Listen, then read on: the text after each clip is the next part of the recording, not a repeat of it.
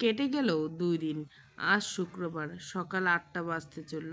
তাই শেখ পরিবারের প্রায় সবাই নিজ নিজ ঘরে রয়েছে। কারা তারা নেই বাহিরে যাওয়ার।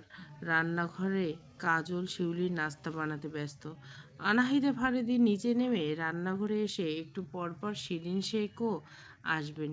এসে বললেন, আজ নাস্তায় কি কি বানানো হবে? আজ শুক্রবার হয় সবাই বাসায়, তাই অন্য দিনের তুলনায় খাবারের পদ বেশি।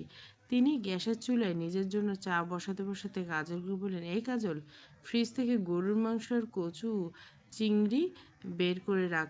আর রামিজকে বল বাজার থেকে টাটকা কিছু শাকসবজি আর বড় দেখে ইলিশ মাছ আনতে। আজ দুপুরে সব রান্না আমি করব। কাজল শিউলির বড় কর্ত্রীর কথা শুনে একটু অবাক হলো। তিনি সচরাচর রান্না করেন না।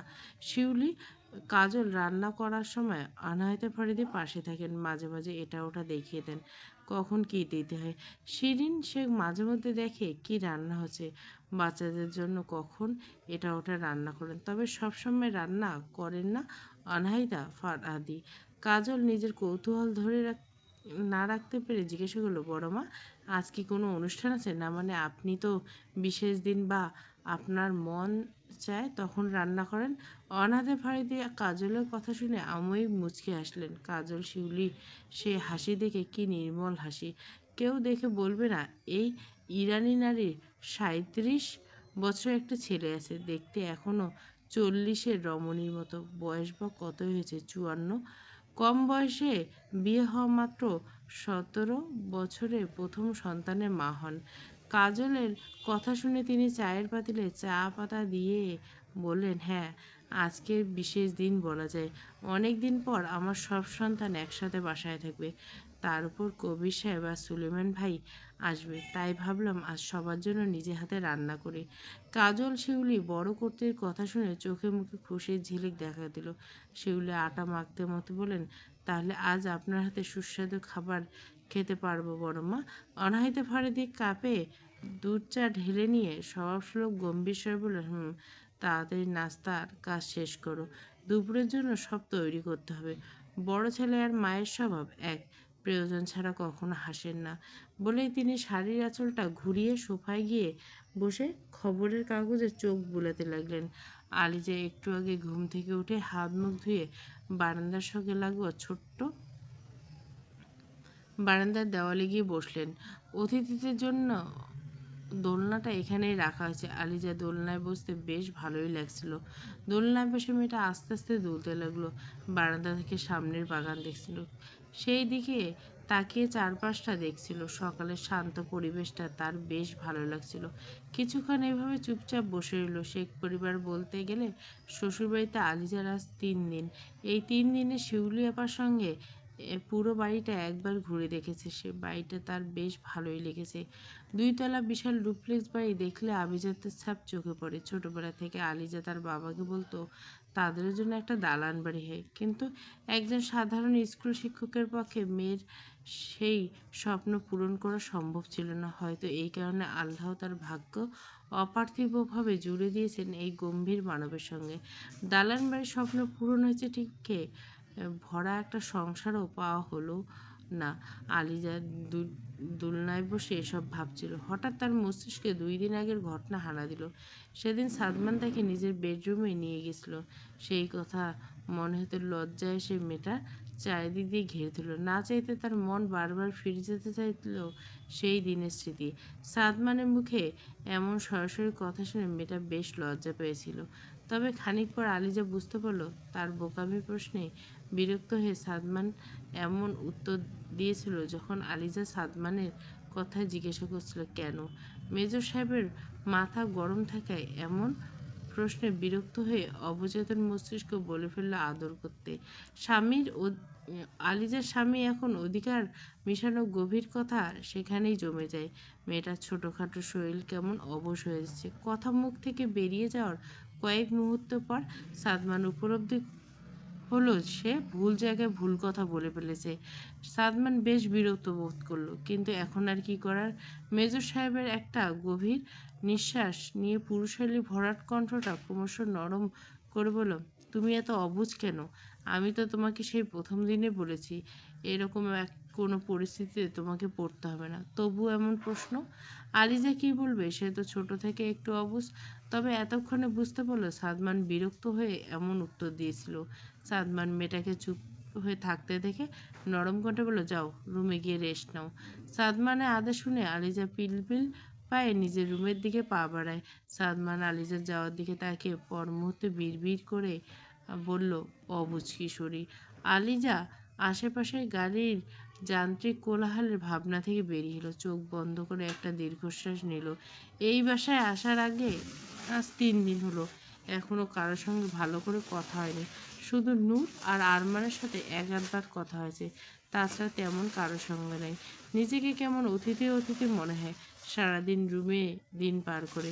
মেয়েটা শুধু খাবারের সময় নিচে গিয়ে খেয়ে আবার নিজের রুমে চলে আসে। কখনো কখনো শিউলি খাবার রুমে দিয়ে যায়, হয়তো সাদমানের আদেশে। সবার সাথে একসঙ্গে বসে খেতে মেয়েটা বেশ অস্বস্তি লাগে। শেখ ম্যানশনের চিলেকোঠায় একটা জিম রয়েছে, প্রায় বাড়ির পুরুষদের সেখানে ওয়ার্কআউট করতে দেখা যায়। আজ আরমান, নীলাদ্রি, সাদমান উপস্থিত, শুধু রায়হান নেই। রায়হান যে বউ পাগল, সে মনে হয় সকাল সকাল বউকে নিয়েই বেশি ব্যস্ত। তাদের পিতা কবির সাহেব আর সুলেমান সাহেব বাসায় থাকলো, আজ তারাও ছেলেদের সঙ্গে ওয়ার্কআউট করতে দেখা যেত। শুক্রবার সবাই বাড়ির চিলেকোঠায় জিমের একসঙ্গে ওয়ার্কআউট করে, তবে অন্য দিন হলে তারা বাইরে থাকা ফিটনেস সেন্টার বা জিমে গিয়ে অনুশীলন করে। চিলেকোঠার জিম রুমটা বেশ ভালোই। অনুশীলনের সময় সব ব্যায়ামের সরঞ্জাম আছে। এক পাশে নীলাদ্রি 2 হাতে ভারী ডাম্বল তুলে বাইসেপ কাল করছে। পরনে প্রায় 3 জনের বাসায় পরা সাধারণ টি শার্ট, আরামদায়ক টিলা trouser. Salman land pull down মেশিনে ব্যস্ত। প্রতিটি শারীরিক নড়াচড়ায় তার সুঠাম দেহটা যেন আরও আকর্ষণীয় হয়ে উঠছে। আরমান ট্রেডমিলে ধীরে ধীরে হাঁটছে, বড় ভাইদের জ্বালাচ্ছে। পরনে তার শুধু ট্রাউজার। 3 জনের দেহের গড়ন বেশ নজরকাড়া। এক নজর দেখলে বোঝা যায় বছরের পর বছর নিয়মিত শরীরচর্চার ফল এটি। আরমান হাঁটার গতি আরেকটু কমিয়ে নীলাদ্রিকে খোঁচা দিয়ে বলে, আচ্ছা নীল ভাই, তুমি কি বিয়ে করবে না বলে শপথ নিয়েছো? আর কত আমি তোমার জন্য আটকে থাকবো? তোমার জন্য তো আমি বুড়ো হয়ে যাচ্ছি। নীলাদ্র খোঁচাটা বুঝতে পেরে বলল, তো তুই বিয়েটা করে নে, আমাকে কেন বলছিস? আরমান এক হাতে কোমরে রেখে বলল, কীভাবে করব, বড় ভাইকে রেখে কি ছোট ভাই বিয়ে করতে পারে? নীলাদ্রি কোনো উত্তর দিল না। সে জানে আরমান তাকে জ্বালানোতেই এসব করছে। নীলাদ্রিকে চুপ থাকতে দেখে এবার আরমান বড় ভাইজানের পিছু নিল। ট্রেডমিলে হাত ফেরতে রসিকতা সুরে বলল, নীল ভাই, আমাদের বড় ভাইজানকে দেখো, এই বয়সে দুটো বিয়ে করে বসে আছে, আর তুমি কিনা একটাও করতে পারলে না। ছি, তোমাকে ভাই বলতে আমার প্রেস্টিজে লাগে। কথাটা বলে সে দুঃখে মুখ বানিয়ে দাঁড়ালো। সাদমান চোখ রাঙিয়ে আরমানের দিকে তাকালো, অতঃপর গম্ভীর স্বরে বলল, তোদের মাঝে আমাকে কেন টানছিস? আরমান বড় ভাইয়ের চোখ রাঙানি একেবারে পাত্তা না দিয়ে দুষ্টু এসে বলল, তবে ভাইজান, তোমার নতুন পিচ্ছি বউটা কি যে আদুরে! আগে যদি জানতাম এমন আদুরে একটা মেয়েকে তুমি বিয়ে করবে না, তাহলে তার আগে আমি খুঁজে বিয়ে করে নিয়ে আসতাম। নীলাদ্রি এতক্ষণে আরমানের কথায় তেমন গুরুত্ব দিচ্ছিল না, কিন্তু শেষের কথাটা শুনে এক মুহূর্তের জন্য সাদমানের দিকে তাকালো। তার দৃষ্টিতে কেমন যেন অদ্ভুত হয়ে উঠল। ছোট ভাইয়ের কথা শুনে সাদমানের মুখটা খানিকটা কঠিন হয়ে উঠল। যতই মেয়েটার সঙ্গে তার বয়সের ব্যবধান 20 বছর হোক, যতই তাদের মধ্যে প্রকৃতি স্বামী স্ত্রীর সম্পর্ক গড়ে না উঠুক, তবুও মেয়েটা এখন তার কবুল করা স্ত্রী। স্বামী হয়ে পরপুরুষের 3 কবুল বলা স্ত্রীকে নিয়ে এমন রসিকতা তার মোটেও ভালো লাগলো না। আরমান ছোট বড় ভাইয়ের রাগান্বিত চেহারা থেকে হো হো করে হেসে উঠল। এরপর আর এক মুহূর্ত সেখানে না দাঁড়িয়ে চিলেকোঠা থেকে দৌড়ে গেল। সাদমান পাশে রাখা তোয়ালাটা তুলে নিয়ে ধীরে ধীরে শরীরের ঘাম মুছল। তারপর নীলাদ্রির দিকে তাকিয়ে স্বাভাবিক স্বরে বলল, আমি গেলাম, তুইও আরও করবি? নীলাদ্রি তখনও একবার পুশ আপ দিয়ে চলছে, থামল না, শুধু সংক্ষিপ্ত স্বরে উত্তর দিল, আর কিছু না বলে সাদমান নিজের রুমের উদ্দেশ্যে পা বাড়ল। দুপুরের মধ্যভাগে অনাহিতা ফারিদি রান্নায় ব্যস্ত। শিউলি আর কাজল বড় কর্ত্রীকে এটা ওটা এগিয়ে দিয়ে সাহায্য করছে। শিরিন শেখর রান্নাঘরে এসেছে সাহায্য করতে চাইলে আনহাইদা ফারিদি বললেন, আজ রান্নাটা আমি করব, তোকে আর কিছু করতে হবে না শিরিন, তুই বরং গোসল সেরে তৈরি হয়ে নাও, আজ সুলেমান ভাই আসছে, মনে নেই? বয়স যতই হোক স্বামীর সামনে সবসময় পরিপাটি হয়ে থাকাই ভালো। বড় জায়ের কথা শুনে শিরিন একটু লজ্জা পেল। শিরিন আর কাজল, শিউলি আর কাজল দাঁত বের করে হাসছে। অনাহিতে ফারিদির কথা শুনে শিরিন শেখ লজ্জারাঙ্গা মুখে বলল, আপা, আপনিও না এই বয়সে স্বামীর জন্য তৈরি? অনায়াসে ফারিদি মাংস মশলা দিতে দিতে স্বভাবসুলভ গম্ভীর কণ্ঠে বলে, বয়সের সঙ্গে পরিপাটি হয়ে থাকার কোনো সম্পর্ক নাই শিরিন। স্বামীর জন্য নিজেকে গুছিয়ে রাখা প্রতিটি স্ত্রীর ভালোবাসার সম্মানের একটা ছোট্ট প্রকাশ। বয়সের সঙ্গে স্বামী স্ত্রীর ভালোবাসা ও সম্পর্ক নেই শিরিন। বরং সময় যত বাড়ে এই ছোট ছোট যত্নগুলো মূল্য তত বাড়ে। ঠিক তখনই বাইরের গাড়ি ঢোকার শব্দ ভেসে এলো। আনাহিতে ফারিদি আর শিরিন শেখ গাড়ির শব্দ শুনে দরজার দিকে এগিয়ে গেলেন। গাড়ি থেকে নেমে এলো দুজন সুঠাম দেহের পুরুষ, কবির শেখ আর শেখ সুলেমান। দুজনের সুঠাম গড়ন, উচ্চতা প্রায় 6 ফুট, বয়সের ছাপ পড়লেও শরীর এখন বেশ শক্ত। গম্ভীর ব্যক্তিত্ব আর আত্মবিশ্বাসী উপস্থিতি দেখলে বোঝা যায় বয়সে তাদের পরিশ্রমের কাছে হার মেনেছে। দুই ভাই নিজের স্ত্রীদের হাসি মুখে এগিয়ে এলেন। কুশল বিনিময় করে দুজনে গিয়ে সোফায় বসলেন। কাজল দুই কর্তার হাতে সালাম দিয়ে এক গ্লাস ঠান্ডা পানি এগিয়ে দিলেন। দুজনে সালামের উত্তর দিয়ে পানি পান করলেন। কবির সাহেব তার স্ত্রীকে জিজ্ঞাসা করলেন, আমার বাচ্চারা কোথায়? আর আমার নাতিটা? বাসাটা কেমন খালি খালি লাগছে ফারাদি? কবির সাহেব নিজের প্রাণপ্রিয় স্ত্রীকে ফারাদি বলে ডাকে সবসময়। আনাহিতা ফারাদি মৃদু কণ্ঠে বলে, ওরা সবাই নিজেদের রুমে আছে। এরপর তিনি দুজনকে রুমে গিয়ে ফ্রেশ হয়ে আসতে বলেন, আর তিনি ও শিরিন শেখ রান্নাঘরের দিকে পা বাড়ান। রাত প্রায় 9টা। রাতের খাবার শেষ করে সবাই যে যার মতো নিজ নিজ ঘরে চলে গেছে। সারাদিনের কোলাহল থেমে শেখ মেনশন জুড়ে নেমে এসেছে এক শান্ত নিরিবিলি পরিবেশ। আলিজা বিছানায় এক কোণে চুপটি মেরে বসে আছে। এখানে আসার পর একটা বার মার সাথে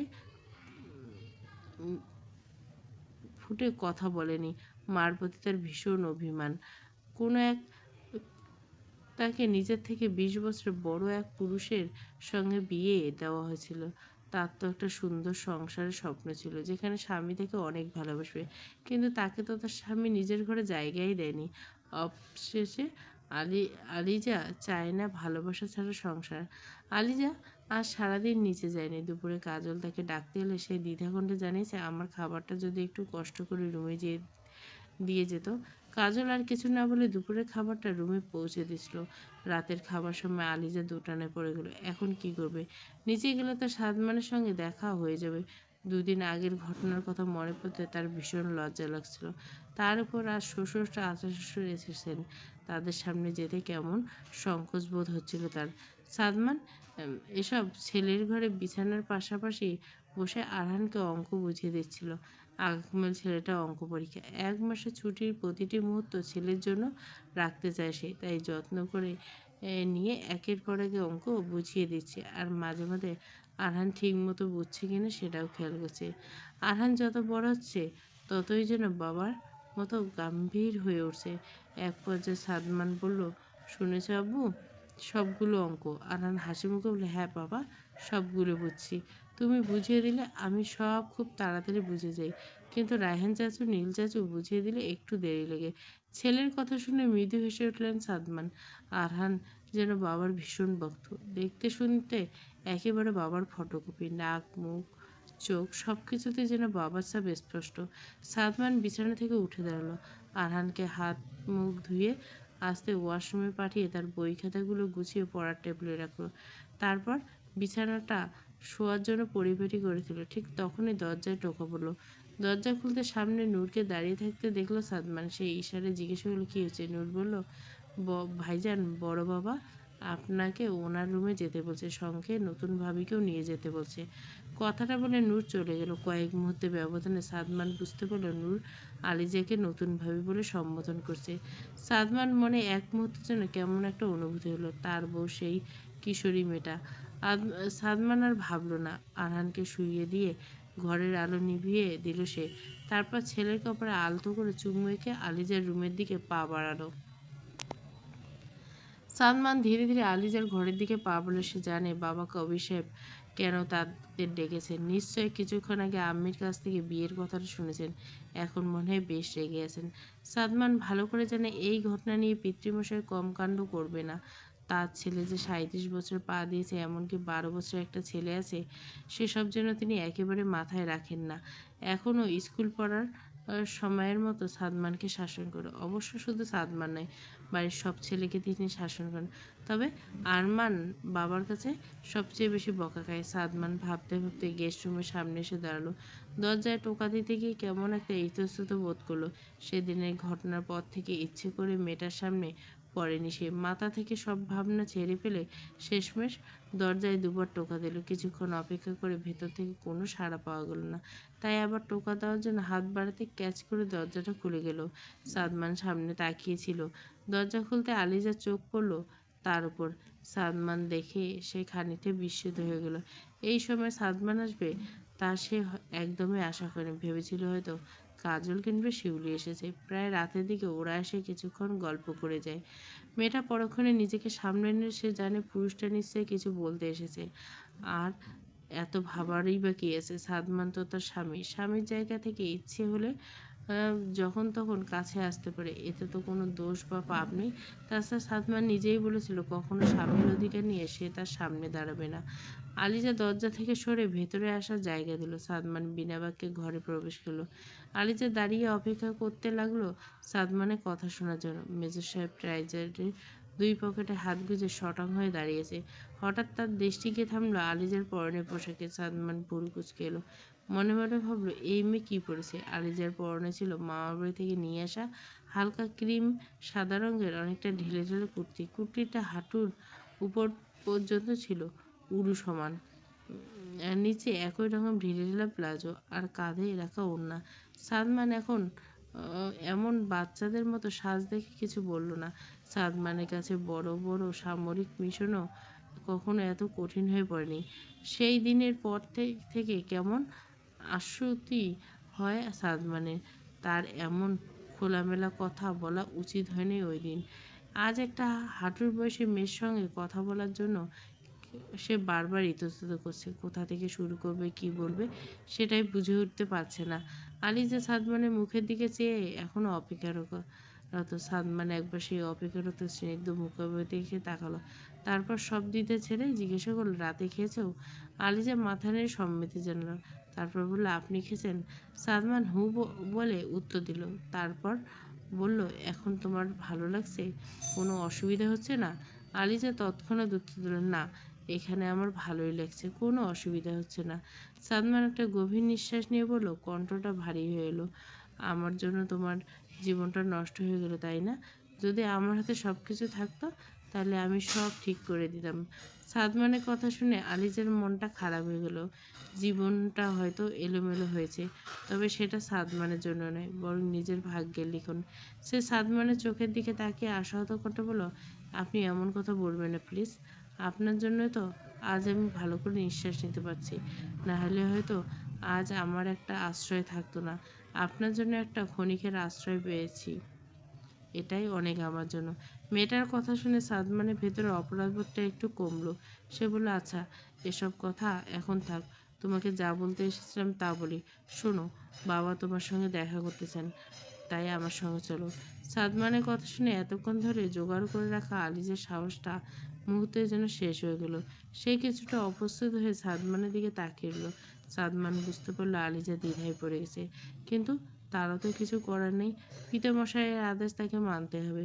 সে নিজের ভারী পুরুষালী কণ্ঠটা যথাসম্ভব নরম রেখে বলল, ভয় পেও না, উনি শুধু তোমাকে দেখতে চান, চলো আমার সঙ্গে, ভয়ের কিছু নেই, আমি তো আছি। একটু থেমে আবার বলল, আরে যাওয়ার আগে মাথায় ঘুমটাটা টেনে নাও। শেষ কথাটা সাদমান আদেশের সুরে বলল। আলিজা স্বামীর কথা শুনে একটু ভরসা পেল। ওড়না মাথায় ভালো করে টেনে সাদমানের পিছু নিল। সাদমান বাবা মায়ের ঘরের দরজায় কড়া নাড়তে কিছুক্ষণ পর আনাহিতে ফারিদি দরজা খুলে ভিতরে আসতে বলেন। আবার তিনি গিয়ে বিছানার কিনারায় বসলেন। সাদমান লক্ষ্য করল জননীর মুখে কেমন যেন গম্ভীর, আর কবির সাহেবের আরামদায়ক কেদারায় চোখ বুজে বসেছেন, হয়তো তাদের জন্য অপেক্ষা করেছিলেন। আলিজা স্বামীর পেছনে গুটিসুটি মেরে দাঁড়িয়েছেন। মেয়েটা কেমন ভয় ভয় লাগছে। দুজনে ধীরে ধীরে ঘরের ভেতরে ঢুকে সাদমান বাবাকে বলল, আসসালামু আলাইকুম বাবা, ডেকেছিলেন? বলে সে একটু সরে দাঁড়ায়।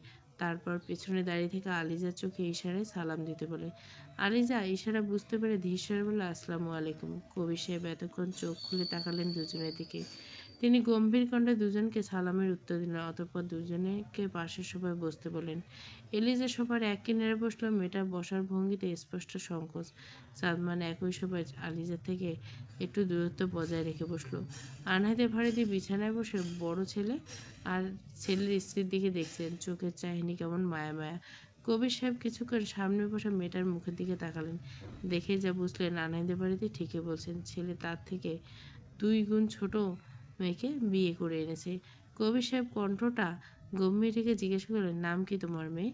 ওর নাম আলিজা জাহান। সাদমান মেয়েটার সংকোচ বুঝতে পেরে নিজেই বলল। কবির সাহেব সাদমানের দিকে শান্ত দৃষ্টিতে তাকে শক্ত কণ্ঠে বললেন, তোমাকে জিজ্ঞেস করছি?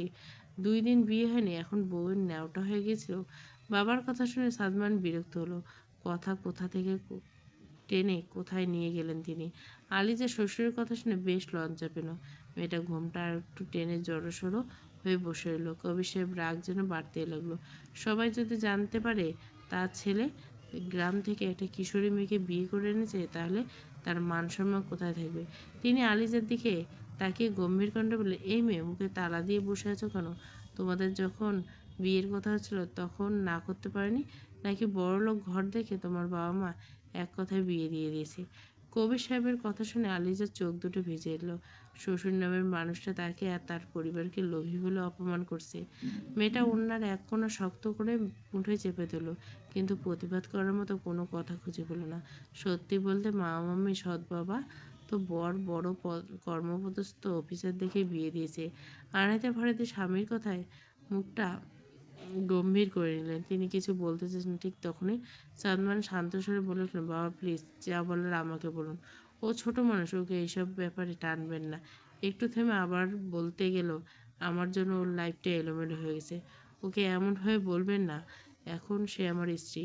আমি স্বামী হয়ে স্ত্রীর অপমান মেনে নিতে পারবো না। আমারও একটা দায়িত্ব আছে। ছেলের কথা শুনে কবি সাহেব অবাক হয়ে গেলেন। এই ছেলে 2 দিনে একটা মেয়ের জন্য বাপের সঙ্গে এভাবে কথা বলছে। কিন্তু পরক্ষণে ভাবলেন, ছেলে নিজের জায়গা থেকে ঠিক আছে। কোনো স্বামী স্ত্রীর অপমান সহ্য করতে পারে না। আনাইতে ফারেদি ছেলের কথা শুনে গম্ভীর মুখে প্রশান্তি নেমে এলো। আলিজা এতক্ষণ অনুভূতিহীন হয়ে থাকলেও সাদমান তার হয়ে প্রতিবাদ করে মনটা ভালো হালকা হয়ে গেল। সাদমান বুকে হাত রেখে সামনের জানলার দিকে তাকিয়েছে। মুখটা বরাবরের ন্যায় গম্ভীর। কিছুক্ষণ নীরবতার পর কবি সাহেব আবার সাদমানের উদ্দেশ্যে বলল, কার পারমিশন নিয়ে তুমি এরকম একটা কাজ করলে না? সে তুমি কি ভুলে গেছিলে তোমার বাবা জীবিত? কবির সাহেবের কণ্ঠ ক্রমশ শক্ত হয়ে গেল। সাদমান বাবার কথা শুনে একটা গম্ভীর নিঃশ্বাস নিল। সে বাবা মাকে প্রচণ্ড সম্মান করে, কখনো নিজের রাগ তাদের সামনে ব্যক্ত করে না। সাদমান বাবার দিকে তাকিয়ে কণ্ঠটা নরম করে বলল, আপনি বুঝতে পারছেন বাবা? আপনি প্লিজ কষ্ট পেয়েছেন আমার করা কাজে, কিন্তু তখন সিচুয়েশন আমার হাতের বাইরে ছিল। বউ শাশুড়ি চুপটি করে নীরবে বাবা ছিল কথোপকথন শুনছে। সাদমানের কথা শুনে কবির সাহেবের চোয়াল শক্ত হয়ে গেল।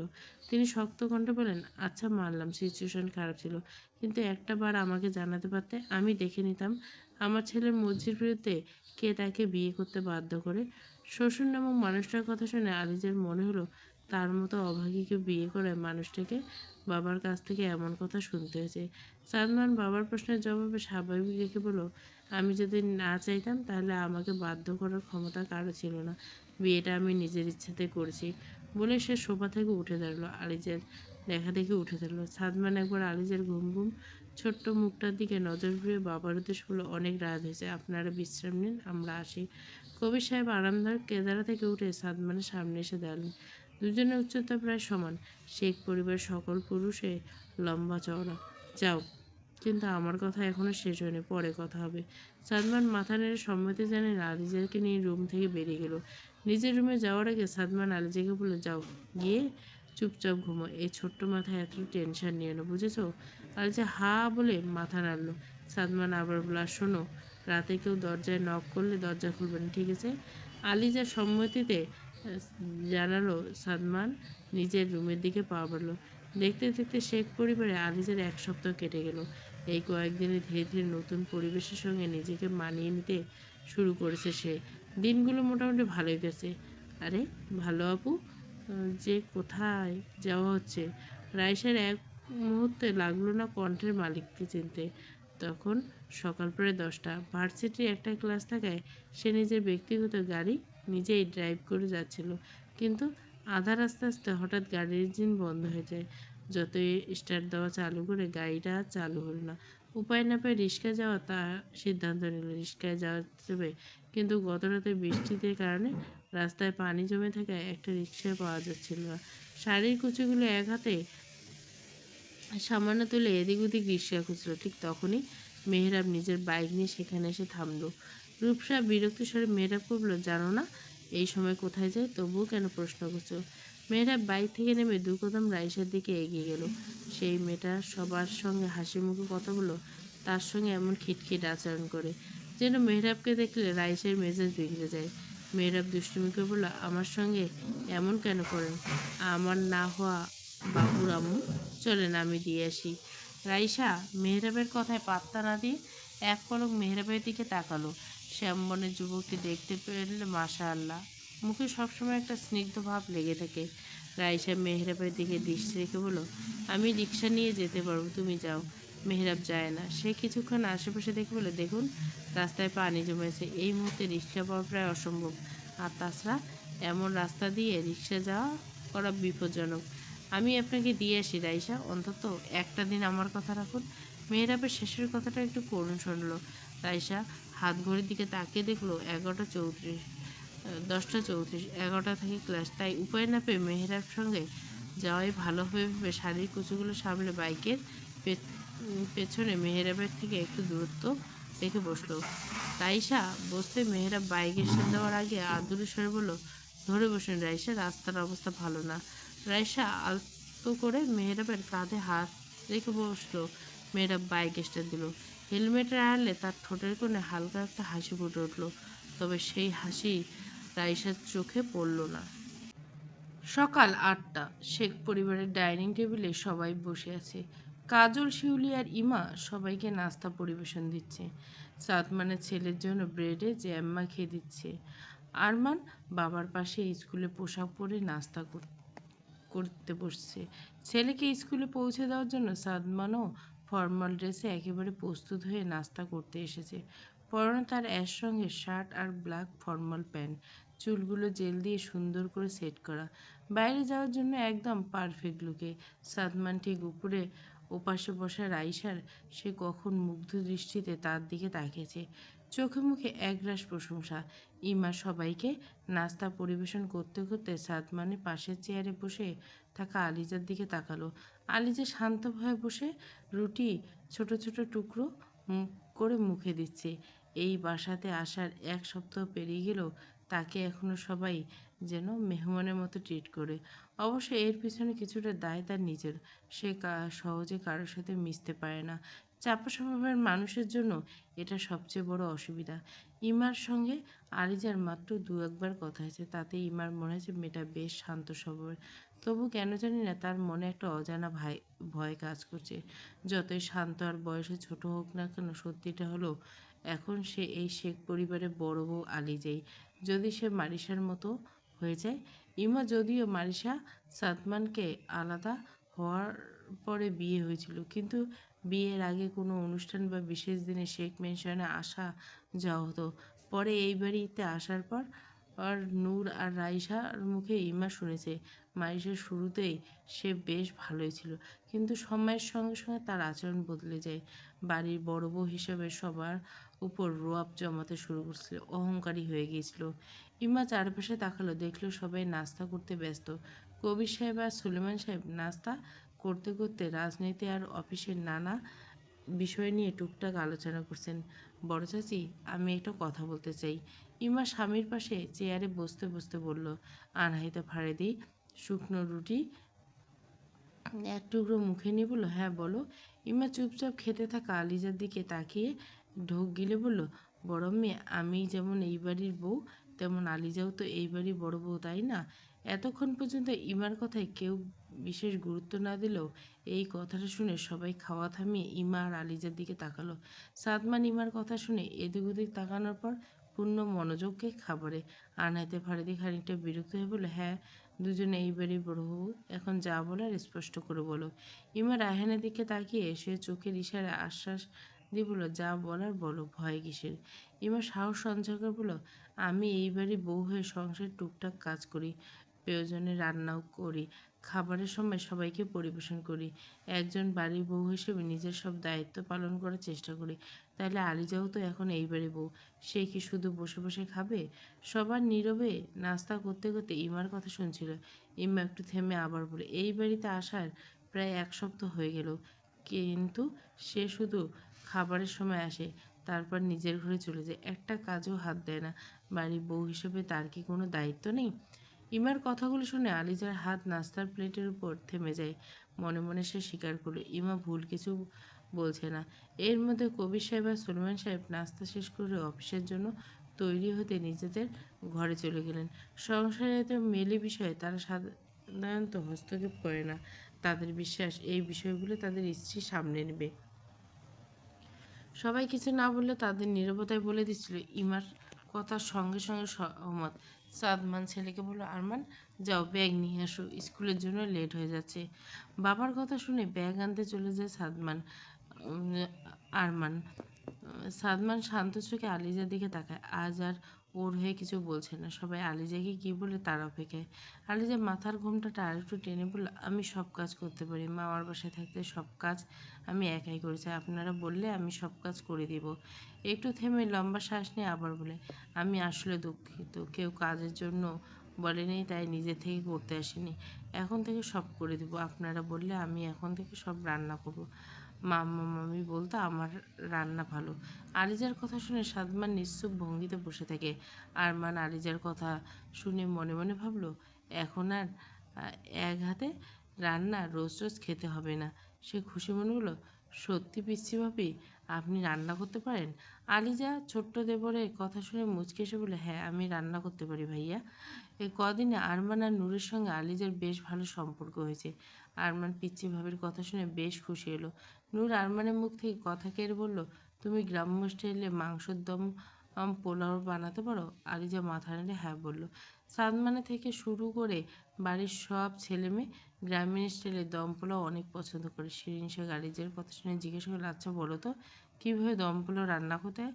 প্রথমে মাংস ভালোভাবে কষিয়ে নরম করে রান্না করা হয়। এরপর ঘি আর গরম মশলার সঙ্গে চাল হালকা ভেজে গরম পরিমাণ মতো পানি সিদ্ধ করা হয়। তারপর পাতিলে মাংস, চাল, বেরেস্তা, ঘি ও কেওড়া জল স্তরে স্তরে সাজিয়ে কম আছে প্রায় 8 ঘন্টা দমে রাখলে সুস্বাদু দম পোলাও তৈরি হয়ে যায়। চুলো রান্না করলে বেশি মজা হয়। শিরিন শেখ এত জানে না এই গ্রাম্য মাংস পোলাওটা কীভাবে রান্না করতে হয়, কিন্তু শুনে মনে হলো খেতে বেশ মজা হবে। সবাই একবার গ্রামের এক চেয়ারম্যানের বিয়েতে দাওয়াতে গিয়েছিল, তখন এই পোলাওটা খেয়েছে। স্বাদটা সবারই বেশ লেগেছে। অতঃপর অনাহতা ফারিদি এতক্ষণ গভীর ভাবনায় ঢুকেছিল। তারপর কিছু একটা ভেবে গম্ভীর স্বরে আলিজার উদ্দেশ্যে বলল, আচ্ছা ঠিক আছে, আজ থেকে তুমি 3 বেলা রান্নাটা করবে। যদি তোমার বিশেষ কোনো অসুবিধা হয়, সঙ্গে কাজল আর শিউলি তোমাকে সাহায্য করবে। আলিজা মুচকি এসে বলল, ঠিক আছে আন্টি, আমার কোনো অসুবিধা নেই, আমি করতে পারবো। শাশুড়ির কথা শুনে তার ভালোই লাগলো। সারাদিন শুয়ে বসে থাকতে তার ভালো লাগে না। আনাইতে ফারিদি আলিজার মুখে আন্টি সম্বোধন শুনলে ভুরু কুঁচকে ফেললেন। গম্ভীর ও স্বভাবসুলভ কণ্ঠে বললেন, আমাকে আন্টি বলে ডাকবে না। যেভাবে হোক এই বাড়ি বউ হয়ে এসেছো, তাই বাইরের মানুষের মতো সম্বোধন আমার পছন্দ নয়। আমার ছেলেমেয়েরা যেভাবে ডাকে তুমিও সেভাবে ডাকো। কথাটা শেষ করে তিনি চেয়ার ছেড়ে উঠে দাঁড়ালেন। আলিজা বুঝতে পারল তিনি পরোক্ষভাবে তাকে আম্মি বলে ডাকতে বলেছেন। ইমা চেয়ার ছেড়ে হাত ধোয়ার জন্য যেতে যেতে বিড়বিড় করল, আমি একাই কেন কাজ করবো? এখন থেকে সব কাজ ওকেই করতে হবে। বড়লোকের বাসায় বিয়ে হয়ে এসে বসলে বসে বসে খাবে? নূর, আরমান, নীলাদ্রি নাস্তা শেষ করে নিজেদের ঘরের দিকে চলে গেল। এতক্ষণ আরহান নিজের স্কুলে ব্যাগ নিয়ে এসে গেছে। রাইসা খাওয়া শেষ করে সাদমানের অপেক্ষায় সোফায় বসেছিল। সাদমান বেসিন থেকে হাত দিয়ে আসতে দেখে উঠে এসে বলল, সাদ, আমার জন্য অনলি 5 মিনিট ওয়েট করবে? আমার কারটা ঠিক করতে মেকারকে কে কাছে দিয়ে এসেছি। আজ আমার ক্লাস 9টায়। সাদমান হাতে থাকা ঘড়িটার দিকে তাকিয়ে বলল, ঠিক আছে, জলদি রেডি হয়েছো। আরহানের আজ এক্সাম আছে, দেরি হয়ে যাবে। সাদমানের কথা শুনে রাইসা তাড়াহুড়ো করে উপরের দিকে গেল। আরহান চিৎকার করে বলল, ফুপি জলদি এসো, না হলে আমি আর পাপা তোমাকে রেখে চলে যাব। রাইসা উপর থেকে বলল, আরহানের বাচ্চা, তুই আমাকে রেখে গেলেও তোকে আর কখনো আমার সঙ্গে ঘুরতে নিয়ে যাব না। রাইসার কথা শুনে আরহান খিলখিল করে হাসতে হাসতে সোফায় গিয়ে বসলো। বলতে বলতে রাইসা আর আরহান বেস্ট ফ্রেন্ড। রাইসা যেখানেই ঘুরতে যায় আরহানকে সঙ্গে নিয়ে যায়। সাদমান ঘুরে আলিজার দিকে তাকালো। আলিজা পানি খেয়ে গ্লাসটা ডাইনিং টেবিলের উপর রাখতেই দেখলো সাদমান তার দিকে এগেছে। সে আলিজার সামনে এসে দাঁড়ালো, হাতে আরহানের স্কুল ব্যাগ। সাদমান আলিজা উচ্চতা আর বয়সের দুটো বেশ পার্থক্য। মেয়েটা সাদমানের বুক সমান আসে না, তাই সাদমান কিছুটা বলতে একটু ঝুঁকে বলল দুপুরে রেডি থেকো, আমি এখন আরহানকে স্কুলে নিয়ে আমার কিছু ফ্রেন্ডের সাথে দেখা করতে যাব। দুপুরে তোমাকে নিয়ে একটা কাজে যাব, বুঝেছো? আলিসা ঠোঁট কামড়ে ভাবলো, তার মতো অবুঝ মেয়েকে নিয়ে দিয়ে আবার কী কাজ। তবে সে কোনো প্রশ্ন উত্তর করলো, মুখে বলে, ঠিক আছে জি, কয়টায় তৈরি থাকবো? সাদমান একটু ভেবে বলল, আরহানের আজ এক্সাম 12টা শেষ হবে, তাই তুমি 11টায় রেডি থেকো, আরহানের সঙ্গেই নিয়ে যাব। আলিজা মাথা নেড়ে সম্মতি জানালো। তারপর সোফায় বসে থাকা আরহানের দিকে তাকালো। ছেলেটা এই এক সপ্তাহে একবারও তার সঙ্গে কথা বলেনি। আলিজাকে দেখলে মুখটা কেমন গম্ভীর করে থাকে। ততক্ষণে রাইসা তৈরি হয়ে এসেছে। পরনে এর সঙ্গে হালকা ফেব্রিক শাড়ি, কাঁধে ভ্যানিটি ব্যাগ, পায়ে একটু উঁচু হিল। সাদমানের শার্টের রঙের সঙ্গে মিলিয়ে শাড়িটা পরেছে। নিচে নেমে সাদমান আর আলিজাকে কাছাকাছি দাঁড়িয়ে থাকতে দেখে তার চোয়াল শক্ত হয়ে গেল। এতক্ষণ সব খুশি নিমিষে মিলিয়ে গেল। আরহান ফুপিকে আসতে দেখে বাবাকে ডাক দিল। সাদমান আলিজা থেকে বিদায় নিয়ে গাড়িতে গিয়ে বসলো। আরহান বাবার পেছন পেছন গেল। রাইসা এক পলক আলিজার দিকে ঈর্ষাভরা দৃষ্টি বুলিয়ে চলে গেল। আলিজা বুঝলো রাইসা এমন দৃষ্টির কারণ। সে অবুঝ হলো, বোকা নয়, তবে এসব নিয়ে আর মন দিল না। তারই বা কী করে আছে। সাদমান আরহান আর রাইসাকে নিজেদের গন্তব্যে পৌঁছে দিয়ে একটা ক্যাফেতে এসে বসলো। একটু পর ইশরাক আর আলতাফও এসে পৌঁছলো। বন্ধুকে এতদিন দেখে ভালো মন্দ জিজ্ঞাসা করার বদলে কফি খাওয়া নিয়ে ব্যস্ত হয়ে পড়লো। সাদমান তাদের কাণ্ডে বেশ বিরক্ত। তার মতো গম্ভীর মানুষের সঙ্গে এমন বদমাশ দুজনে কীভাবে বন্ধুত্ব হলো, সেটা আজ খুব বুঝে উঠতে পারে না। অবশ্য বন্ধু আর কি মানুষের স্বভাব চরিত্র দেখে বানানো যায়? এসব তো এমনিই হয়ে যায়। সালমান ঘড়ির দিকে তাকালো। 10টা বেজে গেছে। অনেকক্ষণ ধরে দুই বন্ধুর জন্য অপেক্ষা করছিল। এখন যখন এলো তখন শুরু হলো ফাজলামি। একসময় বিরক্ত হয়ে সালমান বলল, তোদের এইসব বাদরামি দেখতে ডেকেছিস? আমার ইম্পর্টেন্ট কাজ আছে, I have to go.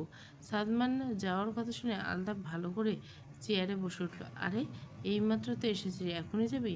Ishraq কফির কাপ মগকে চুমুক দিয়ে খোঁচা মেরে বলল, আরে বুঝিস না, নতুন নতুন কচি বউ পেয়েছে, তাই দূরে থাকতে মন চাচ্ছে না, তাই না মেজর সাহেব?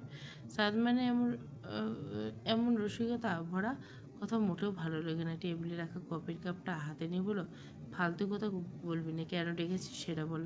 ইশরাক সিরিয়াস হওয়ার ভঙ্গি করে বলল, আচ্ছা বলতো, বিড়ালটাকে মেরেছিস পিচ্ছি বউর সঙ্গে, নাকি বিড়াল এখনো লেজ নাড়িয়ে ঘুরছে? সাদমান কিছু না বলে মোবাইলে স্ক্রল করছিল, যেন সে কিছুই শুনতে পায়নি। ইশরাকের মুখে দুষ্টু হাসি ফুটে উঠল। আলতাফ ঠোঁট টিপে হাসছে। ক্যাফেতে মানুষজন থাকায় দুজন জোরে জোরে হাসতে পারছে, নাহলে এতক্ষণ হাসির রোল পড়ে যেত।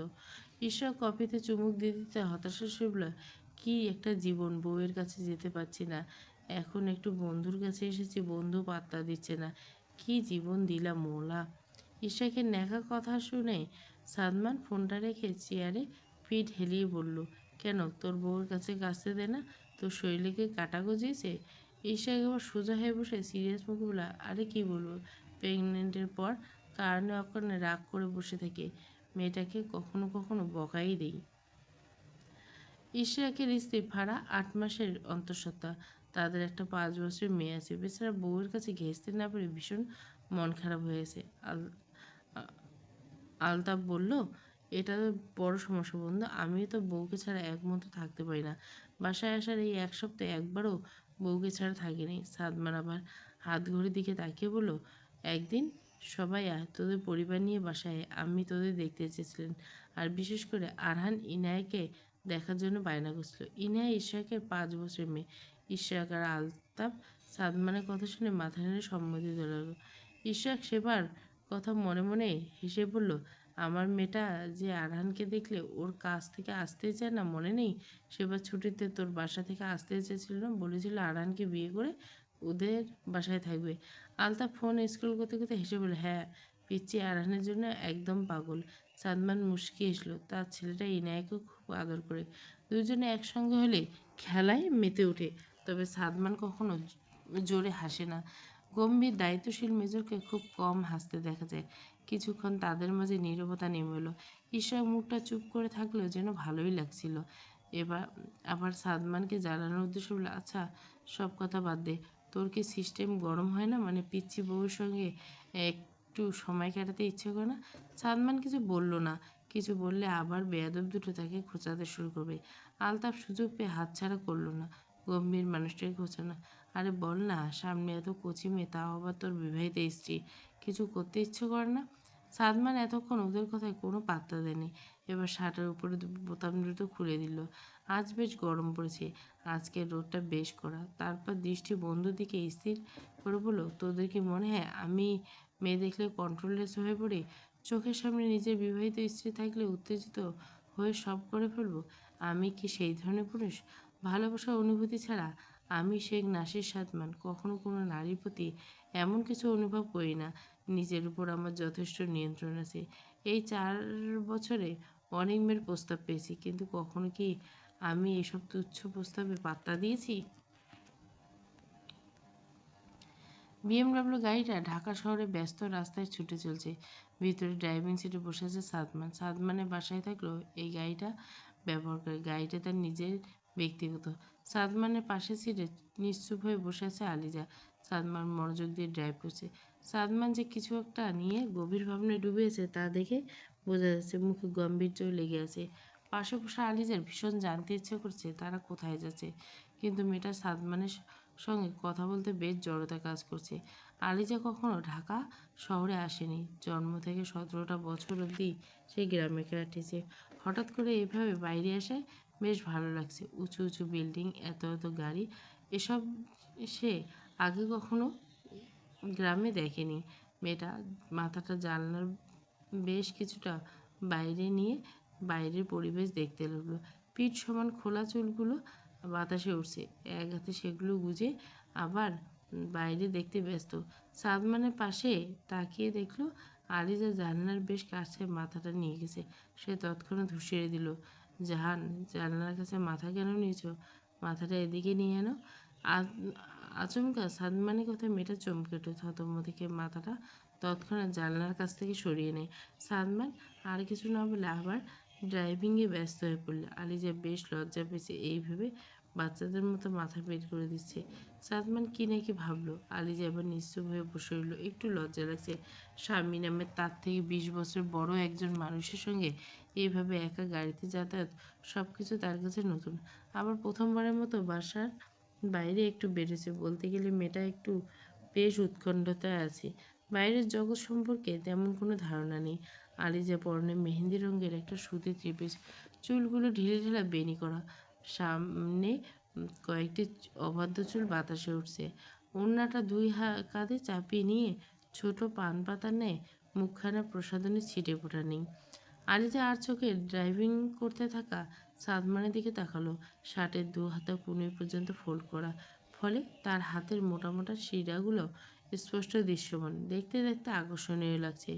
আলিজা তার চোখে চেয়ে অজান্তে আলিজার মনে প্রশ্ন জেগে, এই মানুষটা কি সত্যি 37 বছর? দেখতে তো বেশ যুবকে লাগে। নিজের প্রশ্নে নিজেরই অবাক হয় মেয়েটা। আলিজার ভাবনার মাঝে সাদমান পুরুষ এলে ভারী স্বরে বলে, তোমার এসএসসির রেজাল্ট কেমন হয়েছে? আলিজা একটু সময় নিয়ে উত্তর দেয়, জি মোটামুটি ভালো। সাদমান সামনের দিকে দৃষ্টি নিবদ্ধ রেখে বলে, মোটামুটি মানে জিপিএ কত? আলিজা এবার বেশ আড়ষ্টিতে পড়ে গিয়ে কি উত্তর দিবে, যা জিপিএ হয়েছে। মেয়েটা জিভ দিয়ে জিভকে দিয়ে ঠোঁট ভিজিয়ে আস্তে করে বলল, জি 4.83। সাদমান লক্ষ্য করলো মেয়েটা বলার সময় মেয়েটার মুখটা কেমন উদাস হয়েছে। সে এক পলক আলিজার ছোট্ট শ্যামলা মুখশ্রীর দিকে তাকে আশ্বাস বলল, 4.83 তো ভালোই, এটাকে মোটামুটি বলা যায় নাকি? সাদমানের আশ্বাস ভরার কথায় আলিজা যেন নিজের চঞ্চলতা ফিরে পেল, একটু আগ্রহ হলো। আসলে আমি চাইলে আরও ভালো রেজাল্ট করতে পারতাম, কিন্তু পড়াশোনা করতে একদম মন চাইতো না। ততক্ষণে তারা আরহানের স্কুলের সামনে এসে পৌঁছেছে। সাদমান গাড়িটা ব্রেক কষে বলল, পড়াশোনা করতে হবে তোমাকে, নাহলে নিজের এত বড় সিদ্ধান্ত নিজে কিভাবে নেবে। বলে গাড়ি থেকে নেমে দাঁড়ালো। আলিজা বসে বসে বলল, কিসের বড় সিদ্ধান্ত?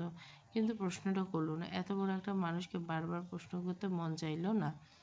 ততক্ষণে সাদমান গাড়ি থেকে নেমে দাঁড়ালো। আলিজাকে জিজ্ঞেস করলো, বাইরে বের হবে? আমি আরহানকে আনতে স্কুলের ভিতরে যাচ্ছি। আলিজা তো এটাই চাইছিল। গাড়ির ভেতরে হাওয়া তার ভালো লাগছিল না, আর এতক্ষণ বসে বসে কোমর ধরে গিয়েছিল। মেয়েটা ধিমি সুরে বলল, জি, বাইরে বেরোবো। সাদমান আলতো করে গাড়ির দরজা খুলে দিল। স্ত্রীকে বের করে গেটের কাছে ছায়াযুক্ত জায়গায় দাঁড় করে ছেলেকে আনতে ভিতরে গেল। আলিজা আশেপাশে দৃশ্য দেখে মুগ্ধ হলো। আরহানের স্কুলের আশেপাশটা বেশ পরিষ্কার পরিচ্ছন্ন ও সুন্দর। ততক্ষণে সাদমান আরহানকে নিয়ে ফিরে এসেছে। সাদমানের এক হাতে ছেলের হাত আর অন্য হাতে আরহানের ব্যাগ। আলিজা বাবা ছেলেকে আসতে থেকে একটু সামনে এগিয়ে গেল। সাদমান আরহানের ছোট্ট হাতটা ছেড়ে দিয়ে আলিজার দিকে ইশারা করে আরহানকে বলে, আরহান, ওনাকে সালাম দাও। আরহান সামনে দাঁড়িয়ে থাকা নিজের থেকে কয়েক বছরের বড় বাবার দ্বিতীয় স্ত্রীকে দেখল। পরক্ষণে স্বাভাবিকভাবে কোনো সম্বন্ধ ছাড়া আসসালামু আলাইকুম। আলিজা আরহানের স্বাভাবিক ভাবে সালাম দিচ্ছে, সেও মিহি কণ্ঠে সালামের জবাব দিল, ওয়ালাইকুম সালাম। এবার বিপত্তি বাঁধলো গাড়িতে বসা নিয়ে। আরহান বাবার সাথে কোথাও গেলে সবসময় সামনের সিটে বসে। তারা তখন গাড়ির পাশে দাঁড়িয়ে। সাদমান খানিকটা অস্বস্তিতে পড়ে গেল। আসার সময় সে আলিজাকে সামনের সিটে বসিয়ে নিয়েছিল। এখন ড্রাইভিং সিটের পাশের একটি মাত্র সিট, সেখানে কাকে বসাবে? তার কিছু বলার পরে আরহান পিছনের সিটে গিয়ে বসে পড়ল। ছেলের এমন কাণ্ড দেখে সাদমান আবার মুগ্ধ হলো। মাত্র 12 বছর বয়সে ছেলেটা যেন যথেষ্ট ম্যাচিওর হয়ে গেছে। অতঃপর সেই গাড়ির দরজা খুলে আলিজাকে বসতে ইশারা করলো। আলিজা চুপচাপ গাড়িতে উঠে বসলো। তারপর সাদমান ড্রাইভিং সিটে বসে গাড়ি স্টার্ট দিল। নূরের ভার্সিটির সামনে বাইক নিয়ে প্রায় 15 মিনিট ধরে অপেক্ষা করছে আরমান। বিরক্তি নিয়ে মেয়েটাকে প্রায় 4বার কল দিছে, কিন্তু ফোন ধরার হাত নেই। তড়িঘড়ি করে তাকিয়ে সময় দেখলো 12টা 33, অথচ নূরের ক্লাস 12টায় শেষ হওয়ার কথা, কিন্তু এখনও মেয়েটার বের হওয়ার কোনো নামগন্ধ নেই। আরমান হার মেনে মোবাইলের প্যান্টের পকেটে ঢুকে সামনে তাকাতে দেখলো জিন্স আর সাদা কুর্তি পরা নূর একটা ছেলের সঙ্গে হেসে হেসে গেটের দিকে আসছে। দৃশ্যটা চোখে পড়তে আরমানের চোয়াল শক্ত হয়ে গেল। নূর কাছে এসে ছেলেটাকে বিদায় জানিয়ে আরমানের সামনে দাঁড়ায়। অবাক হয়ে বলল, আরমান ভাই, তুমি এখানে? আরমান কথা না বলে গম্ভীর মুখে বলল, তোকে নিতে ছোটো আম্মু পাঠিয়েছে। নূর চোখ ছোট ছোট বলে, কেন, আজ ড্রাইভার কাকায় গাড়ি নিয়ে আসেনি? এবার আরমান বিরক্ত হলো। এত প্রশ্নের উত্তর দেওয়ার মতো ধৈর্য নেই। আমি জানি না, জলদি বাইকে ওঠ, তোকে বাসায় পৌঁছে দিয়ে ছোট আব্বুর সঙ্গে পার্টি অফিসে যেতে হবে। মেহরাব আমার জন্য অপেক্ষা করছে। নূর আর কোনো কথা না বলে চুপচাপ বাইকের পিছনে গিয়ে বসলো। আরমান বাইক স্টার্ট দিয়ে বলল, ছেলেটা কে রে নূর? নূর হেসে জবাব দিল, ও, উনি ভার্সিটির এক সিনিয়র ভাই, খুব ভালো। বলেছিলাম পড়াশোনায় কোনো হেল্প লাগলে যেন ওনাকে জানাই। আরমান রাস্তার উপর দৃষ্টি রেখে রাগ মিশ্রিত করলে বলল, কোনো প্রয়োজন নেই, কোনো হেল্প লাগলে আমার কাছে আসবে, আমি আছি না। নূর আরমানের কথা শুনে খিলখিল করে হাসতে হাসতে বলল, তুমি আমাকে হেল্প করবে? তুমি তো নিজেই টেনে টুনে পাশ করছো। আরমান বাইকের আয়নায় নূরের দিকে তাকিয়ে ধমকে শুরু, নূরের বাচ্চা আর একটা উল্টোপাল্টা কথা বলে বাইক থেকে নামিয়ে দেবো। কিন্তু নূর হেসেই চলল। ব্ল্যাক কালারের বিএমডব্লিউ গাড়িটা এসে থামলো যমুনা পার্ক ফিউচার পার্কের সামনে, ঢাকার অন্যতম বিশাল শপিং মল। আরহান আগেই নেমে গেছে। সাদমান নেমে গাড়ির দরজাটা খুলে আলিজাকে নামতে বলল। তারা লিফটে উঠে 3য় তলায় যাওয়ার জন্য সাদমান বোতাম চাপলো। আলিজা বেশ ভয় হয়েছে, সে কখনো লিফটে উঠেনি। সাদমান এক পাশে, আরহান অন্য পাশে আলিজা। বোতাম চাপার সঙ্গে সঙ্গে লিফটের ভেতরে হালকা কেঁপে উঠল। আলিজা ভয়ে চোখ দুটো বন্ধ করে পরনের সালোয়ার একাংশ শক্ত করে মুঠে দিল। সাদমান আলিজার দিকে তাকাতে এমন দৃশ্য চোখে পড়ল, মুহূর্তে সে মেয়েটার এক হাত আলতো করে নিজের হাতে মুঠে নিল।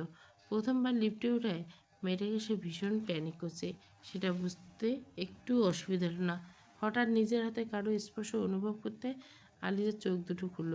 হাতের দিকে তাকাতেই বড় পেশিবহুল হাতটা দেখে বুঝতে পারল এটা আর কারো নয়, মেজর সাহেবের। সাদমানের এভাবে হাত ধরায় আলিজার লজ্জায় তার দিকে তাকালো না, জড়সড় হয়ে মাথা নিচু করে দাঁড়িয়ে রইল। আরহানের অবশ্য সেদিকে কোনো খেয়াল নেই, সে কানে এয়ারপড লাগিয়ে গান শুনতে ব্যস্ত। অন্যদিকে সাদমানের মুখে কিছুই বলল না, শুধু আলিজার হাতটা নিজের মুঠোয় নিয়ে ধীরে ধীরে আলতো করে চেপে দিল। নীরবে সেই স্পর্শ যেন তাকে আশ্বাস দিল ভয় না পাওয়ার। লিফট থেকে বের হয়ে তিনজন ঢুকে গেল একটা কাপড়ের দোকানে। দোকানে পুরুষ নারী কাপড় উপলব্ধ। প্রথমে আলিজাকে মেলি সেকশনে নিয়ে সেলস গার্লসকে দেখিয়ে সাদমান বলল ওনাকে ভালো কিছু ড্রেস দেখান। গাড়ি শপিং মলের সামনে থমকাতে আলিজা বুঝে গেছিল সাদমান কেন তাকে আর আরহানকে কেনাকাটা করতে নিয়েছে। কিন্তু সে কিছু বলেনি, ভয় নয়, বরং লজ্জা সংকোচে চুপচাপ হয়ে চিল। মানা করেনি যে তার কিছু লাগবে না, না মানা করার যথেষ্ট কারণ ছিল। মামা বাড়ি থেকে নিয়ে আসা 4-5 জোড়া কাপড় ছাড়া ব্যবহারের প্রায় সকল জিনিস মামি আনতে দেনে। যখন আলিজার মা ওহেদার সব কিছু গুছিয়ে দিতে চেয়েছিল তখন মামি বললেন আপা এইসব ব্যবহার করার জিনিস দেওয়া লাগবে না, আমাদের জামাই যথেষ্ট বড়লোক আর আলিজাকে শহরে বড় বড় দোকান থেকে প্রয়োজনীয় সব জিনিস কিনে দিবে, আপনি বরং 3-4 জোড়া 3 পিস ব্যাগে ভরে দেন, জামাই সব কিনে আনবে।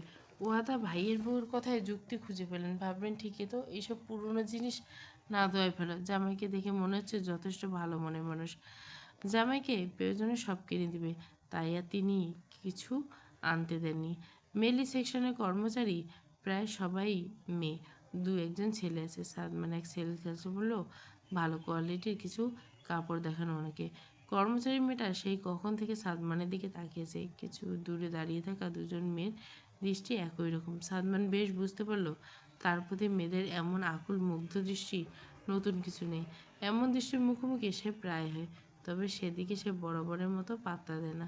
অতঃপর মেয়েটি পাশে দাঁড়িয়ে থাকা আলিজার দিকে তাকালো, বুঝলো মেয়েটি কিশোরী, তবু সৌজন্যতার খাতিরে কণ্ঠটা মধুর মিশে, ম্যাম আপনাকে কী ধরনের কাপড় দেখাবো, মানে ওয়েস্টার্ন না ট্র্যাডিশনাল?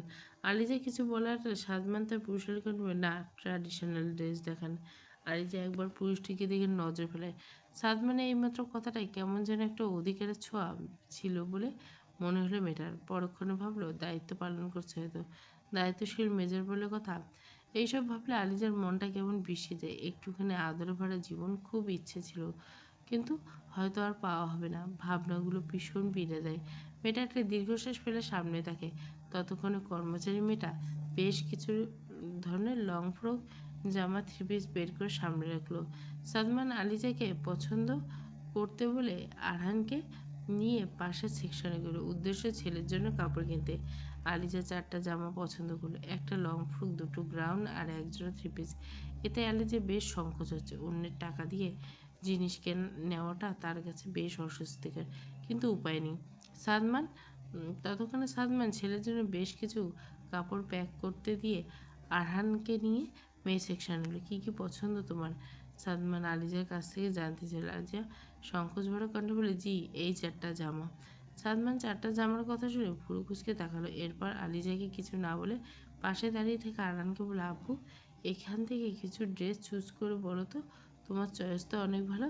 আরহান বাবার কথা শুনে একটু অবাক হলো, সে কি মেয়েদের কাপড় চুজ করবে আর ওনার জন্য? আরহান চোখ ছোট ছোট বলল আমি আমি কিভাবে চুজ করব, আমি তো মেয়েদের ড্রেস সম্পর্কে কিছু জানি না। ছেলের কথা শুনে সাদমান মুচকি এসে ছেলের হাত ধরে আলতো টেনে বলল এই যে দেখ, এখান থেকে দেখি তো কোনটা ভালো লাগে। একজন কর্মচারী 2টি মেয়েকে বলল আরে কিছু ভিন্ন ডিজাইনের জামা আনুন। আলিজা দাঁড়িয়ে বাবা ছেলে কাণ্ড দেখছে। আরহান বাধ্য হয়ে সামনে রাখা মেয়েদের কিছু ড্রেস নড়ে চড়ে দেখলো। একটা হালকা খয়েরি রঙের এলাইন কুর্তি উঠিয়ে নেয়, দেখতে বেশ লাগে চোখে। আরহান এতে সাদমানের দিকে চাইলে সে তৎক্ষণাৎ বলল আমাকে না, যার জন্য পছন্দ করছে তার হাতে দাও। পাপার আদর্শ রক্ষার সাথে বাধ্য বাচ্চার মতো আলিজার দিকে গিয়ে দ্বিধা ছেড়ে বলল এটা আমার ভালো লেগেছে ধরেন। এই প্রথম আরহান আলিজাকে আপনি বলে সম্বোধন করলো। আলিজা আরহানের তার প্রতি মার্জিত ব্যবহার দেখে বাচ্চাটার প্রতি মুগ্ধ হলো। সে খুশি মনে আরহানের হাত থেকে জামাটা নিল, তারপরে এক নজর চোখ বোলালো। জামাটা বেশ সুন্দর। সে বিনয় সবরে ধন্যবাদ, জামাটা খুব সুন্দর। প্রত্যুত্তর আরহান একটু হাসার চেষ্টা করলো। ততক্ষণে কর্মচারী মেয়ে দুটো আরও কিছু জামা কাপড় নিয়ে এসছে। সাদমান ছেলের প্রশংসা করলো, যা বাবু, তোমার চয়েস তো অনেক সুন্দর। আরহান বাবার ভীষণ নেওয়াটা, বাবার একটু প্রশংসা পেয়ে খুশি হয়ে বলল, থ্যাংক ইউ পাপা। সাদমান আলিজা থেকে ফিরে বলে, দেখো, এখন থেকে কিছু পছন্দ করো। আলিজা আর নিতে চাচ্ছিল না, অলরেডি 5 জোড়া জামা হয়ে গেছে। মেয়েটা অন্য এক প্রান্তে আঙুল পেঁচিয়ে রিনরিনি কণ্ঠে বলে, আর লাগবে না, অনেকগুলো নিয়েছি, এত জামার প্রয়োজন নেই আমার। সাদমান মেয়েটির কথা শুনে বিরক্ত হলো। তোমাকে যা বলছি তাই করো, অতিরিক্ত কথা আমার একদম পছন্দ না। সাদমান গম্ভীর কণ্ঠে শুনে আর না করতে পারল না। সামনে রাখা কাপড়গুলো নেড়েচেড়ে দেখতে লাগলো। কর্মচারী দুই মেয়ের একটার পর একটা ড্রেস দেখে কোনটা কেমন, কোনটা ভালো, কাপড় ভালো, সব বুঝিয়ে দিতে লাগলো। হঠাৎ তাদের মধ্যে একজন হাসি মুখে সাদমান করলো, স্যার, আপনাকে দেখে বোঝাই যায় না আপনি এত বড় বড় দুইটা ছেলে মেয়ের বাবা। কর্মচারী মেয়েটার কথা শুনে প্রথমে সাদমান ভুরু কুঁচকে তাকালো। কথার মানেটা বুঝতে পেরে কয়েক সেকেন্ড সময় লাগলো। পরক্ষণে পুরুষটার চোয়াল শক্ত হয়ে উঠল, কণ্ঠ বেশ গম্ভীর শোনালো, দুই বাচ্চার বাবা মানে কি বলতে চাও? কর্মচারী মেয়েটা সরলমুখ বলল, মানে এই যে ছেলে আর মেয়ে আপনার না। সাদমানের মুখটা আরও শক্ত করে নিল। মেয়েটার প্রশ্নের কোনো উত্তর না দিয়ে শুধু বলল, যা বলছি সব প্যাক করে দিন। আলিজা লজ্জায় একেবারে বেহাল। মাটি যদি ফাঁক হয়ে যেত তাহলে হয়তো সে এখনই তার ভেতর ঢুকে যেত। শেষমেশ স্বামীকে বাবা বানিয়ে দিল। আরহান অবশ্য প্রথমে এই বিষয়টা বুঝতেই গিয়েছিল, তাই সে ঠোঁট চেপে মিটিমিটি করে হাসছে। অসম মিলন পর্ব 3 পুরো গল্পটা প্লেলিস্টে।